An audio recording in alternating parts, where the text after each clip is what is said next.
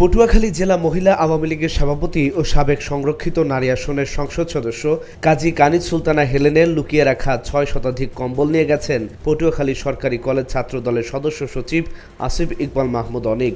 এই ঘটনায় শহর জুড়ে চাঞ্চল্য সৃষ্টি হয়েছে। শনিবার বিকেল 4:30টার দিকে পৌর শহরের সবুজবাগ ও ৮ নম্বর লেনে জেলা প্রশাসন ও বৈষম্য বিরোধী ছাত্র আন্দোলন প্রতিনিধিদের এক বিশেষ অভিযান চলাকালীন এমন তথ্য উঠে আসে। স্থানীয় সূত্রে জানা যায়, ৫ আগস্টের পরবর্তী সময়ে সাবেক মহিলা এমপি কাজী কানিজ সুলতানা হেলেন তার প্রতিবেশী ব্যাংক কর্মকর্তা মোহাম্মদ জাহাঙ্গীর হোসেনের বাসার ৪ তলায় একটি খোলা রুমে জোরপূর্বক বেশ কিছু সরকারি কম্বল ও খেলাধুলার সামগ্রী রেখে গিয়েছেন।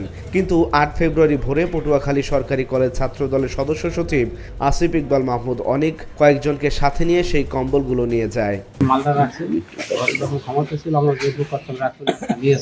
আমি সমস্যাকে আমি বুঝতে দিয়েছি, মালটা রাখতে সঙ্গে গেছিলাম অফিসে, এটা তোমার খালি থাকলে সমস্যাকে আমি ২ দিন পরে নিয়ে যাবো। তার ভজন হয় রয়েছে আর আমি ওই দিকে ওনার বাসা তো আমার সাথে খালি নিঃসৃষ্টি করেন। তবে অভিযোগ অস্বীকার করে অভিযুক্ত ছাত্রদল নেতা আসিফ ইকবাল মাহমুদ বলেন, তিনি সেখানে যাননি, তবে শুনেছেন সেখানে কম্বল কেন্দ্রিক একটি ঘটনা ঘটেছে। পরে ঘটনার সিসিটিভি ফুটেজ আছে শুনে তিনি বলেন, তিনি শুধু সেখানে গিয়েছেন, তার সাথে কথা বলেই চলে এসেছেন। ঘটনার পরপরই সামাজিক যোগাযোগ মাধ্যম ফেসবুকে কম্বল নিয়ে একটি স্ট্যাটাস দেন সাবেক মহিলা এমপি কাজী কানিজ সুলতানা হেলেন। ওই ঘটনার তীব্র নিন্দা জানিয়েছেন বৈষম্য বিরোধী ছাত্র আন্দোলন প্রতিনিধিরা। আমরা তথ্য পেয়েছি এখানে কম্বল ছিল গতকালকে প্রায় ৮০০+। তো কিন্তু আমরা আসার আগেই হয়তো তারা খবর পেয়েছে যে আমরা আসতেছি, এই জন্য সরিয়ে ফেলছে। কিন্তু বর্তমান পটুয়াখালীতে প্রশাসন আছে এবং ইউনো স্যারের কাছে আমি নিজে ব্যক্তিগতভাবে আমার সাথে ৩-৪ জন বলছি যে আমাদের বিভিন্ন জায়গায় অনেক গরিব আছে, তাদের কম্বল দেবো। তারা বলছে কি কম্বল সব শেষ। অথচ আওয়ামী লীগের বাসায় যদি কম্বল পাওয়া যায় তাইলে আমার প্রশ্ন ওঠে না, জনগণের তো প্রশ্ন ওঠে, তাইলে প্রশাসনে কি তাদেরকে হেল্প করতে আছে এই কম্বল দিয়ে?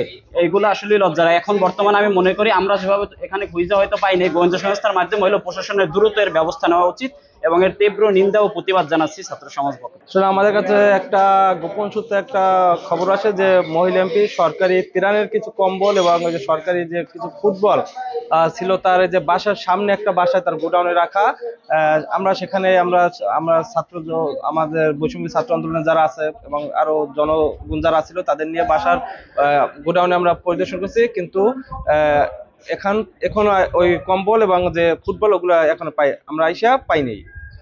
কোথায় গেছে বলে মনে করেন? এখন এটা যে বাড়ির যে মালিক আছে, মহিলা এমপির বাসার সামনে যে একটা বাসা আছে, ওই বাসার যে মালিক আছে মালিকের কাছে, মালিকের সে বলতে চায় না যে কে নেছে বা কারা নেছে। কিন্তু দুঃখের বিষয় হচ্ছে যে কে বা কারা আজকে সকালে এই কম্বলগুলো নিয়ে চলে গেছে। আমরা কিছু আলামত পেলেও আমরা সেই কম্বল এবং ফুটবলগুলো পাইনি। এ বিষয়ে জেলা প্রশাসনের নির্বাহী ম্যাজিস্ট্রেট ও সদর উপজেলার সহকারী কমিশনার চন্দন কর বলেন, গোপন সংবাদের ভিত্তিতে তারা জানতে পারেন সরকারি কম্বল ও খেলাধুলার সামগ্রীর ব্যাপারে। পরে পরিত্যক্ত অবস্থায় ১ বস্তা কম্বল উদ্ধার হলেও বাকিগুলোর হদিস নেই। আমরা একটা সংবাদের ভিত্তিতে জানতে পারেন এখানে কিছু সরকারি মালামাল, ত্রাণের মালামাল, কম্বল এবং কিছু খেলার সরঞ্জামাদি আছে। এই তথ্যের ভিত্তিতে আমাদের এখানে একটা অভিযান পরিচালনা করি। আমাদের সাথে আমাদের সঙ্গীয় সদর উপজেলার সঙ্গীয় ফোর্স ছিল, ছাত্র সমন্বয়ক সহ অনেক সাংবাদিকবৃন্দ ছিল। আমরা ঘটনাস্থলে পরিদর্শন করি, সেখানে থেকে এসে আমরা জানতে পারলাম যে সকালে এই জিনিসপত্রগুলো কিছু এখানে কম্বল এবং অন্যান্য যে জিনিসপত্র ছিল সেগুলো সরাই নেওয়া হয়েছে। ঘটনাস্থলে তেমন কিছু পাওয়া যায় নাই।